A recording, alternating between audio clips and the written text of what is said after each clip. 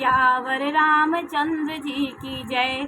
देखिए, तमसा नदी के पास अयोध्या में तमसा नदी के पास सारी प्रजा और रामचंद्र जी रथ लेकर के वहीं विश्राम किए। उसके बाद रात के 2 प्रहर हो गए। तब भी सारी प्रजा उनको छोड़ के जाना नहीं चाहती थी। तो रामचंद्र जी ने 2 प्रहर हो गया तो रात में उन्होंने सुमंत जी से कहा कि धीरे से ऐसे पहिए को निकालो कि जिससे हमारे मार्ग का उनको पता न चले। किसी प्रकार प्रजा से अपना पीछा छुड़ाकर रामचंद्र जी आगे बढ़े और उन्होंने सुमंत से कहा, रथ हाँकिए। शंकर जी के चरणों में सिर नवाकर रामचंद्र जी, लक्ष्मण जी और सीता रथ पर सवार होकर मंत्री ने तुरंत ही रथ को इधर उधर खोद छिपाकर चले गए। किसी तरह समझ वो रथ को छिपाए और चल दिए, मानो समुद्र में जहाज डूब गया हो, जिससे व्यापारियों का समुदाय बहुत ही व्याकुल हो उठा हो। वे एक दूसरे को उपदेश देते हैं कि रामचंद्र जी ने हम लोगों को क्लेश होगा यह सोचकर उन्होंने हमको छोड़ दिया। जैसे ही सुबेरा हुआ सब हाहाकार मचने लगे, रोने लगे। उन्होंने कहा कि रामचंद्र जी हमें इसलिए छोड़ गए क्योंकि हमें दुख ना हो।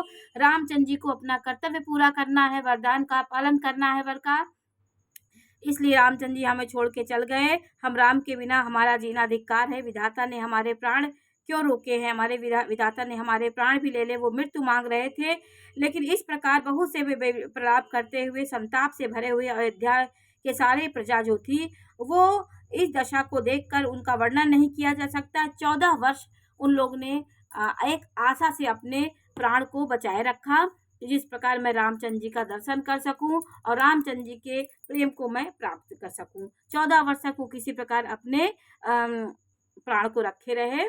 जैसे सूर्य के बिना दीन हो जाता है चकवा चकवी और कमल सूर्य के बिना दीन हो जाता, उसी प्रकार रामचंद्र जी के बिना सारी प्रजा दुखी थी। वो व्रत करने लगी। रामचंद्र जी के दुखों को हरने के लिए उन्होंने व्रत तप किया कि रामचंद्र जी जितने कष्ट में, उनके कष्टों को हमारे रामचंद्र जी के साथ लोगों की दुआएं थी, लोगों का तेज था, उनका व्रत तप, जो राम का प्रेम सबके प्रति वो करते थे, उनकी ही शक्ति राम को लगती थी। तो राम भगवान हुए।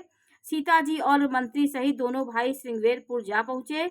वहां गंगा जी को देखकर श्री रामचंद्र जी रथ से उतर पड़े और हर्ष के साथ उन्होंने दंडवत प्रणाम किया माता गंगा को। लक्ष्मण जी, सुमंत्र और सीता ने भी प्रणाम किया। सबके साथ श्री रामचंद्र जी ने सुख पाया। गंगा जी समस्त आनंद मंगलों की मूल हैं।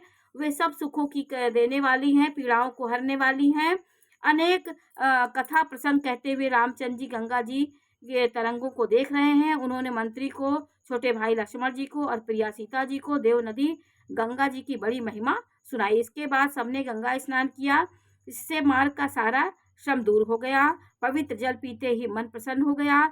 जिसके स्मरण मात्र से बार बार जन्मने और मरने का संकट दूर हो जाता है, महान श्रम मिट गया। ऐसी गंगा माँ है, उनको श्रम होना यह केवल लौकिक व्यवहार था। रामचंद्र जी को जो भी क्रियाएं रामचंद्र जी लीलाएं कर रहे थे, सब मानवीय लीला थी। और दोहा नंबर 78 में है कि शुद्ध सच्चिदानंद कंद भानुकुल देह, चरित करत नर अनुहरत संस्कृत सागर थे।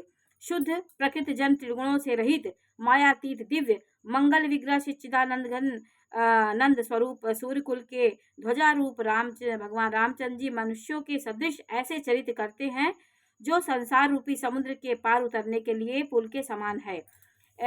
जब निषाद राज गुह ने यह खबर पाई कि तब आनंदित होकर उसने अपने प्रियजनों और भाई बंधुओं को बुला लिया और भेंट देने के लिए फल फूल और कंदमूल भारी बगियों में उन्होंने मतलब डलियों में भर भर के मिलने के लिए वो रामचंद्र जी के पास आए। उनके हृदय में हर्ष नहीं था। दंडवत करके भेंट सामने रखकर और अत्यंत प्रेम से प्रभु को देखने लगा। गुह और श्री रघुनाथ जी ने स्वाभाविक स्नेह के वश होकर उन्हें अपने पास बैठाकर कुशल पूछी। निषाद राज ने उत्तर दिया, हे नाथ, आपके चरण कमलों के दर्शन से ही कुशल है।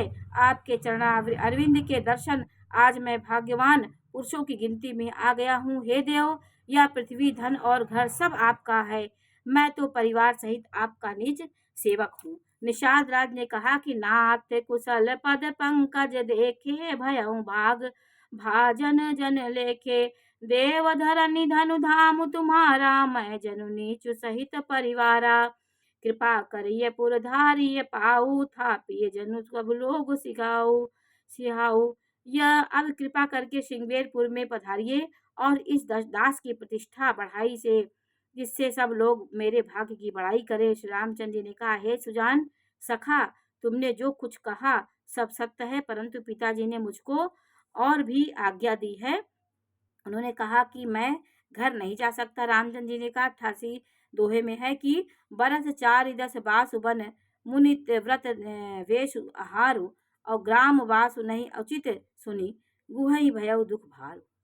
उसके अनुसार मुझे 14 वर्ष तक मुनियों का व्रत वेश धारण कर और मुनियों के योग्य आहार करते हुए वन में ही रहना है। गांव के भीतर निवास करना उचित नहीं है। यह सुनकर गुह को बहुत दुख हुआ। वो रोने लगे और विलाप करने लगे। उनको दुख हुआ, इतनी कठिन तपस्या रामचंद्र जी के लिए है, उन्होंने उसका पालन किया। बोलो सियावर रामचंद्र जी की जय।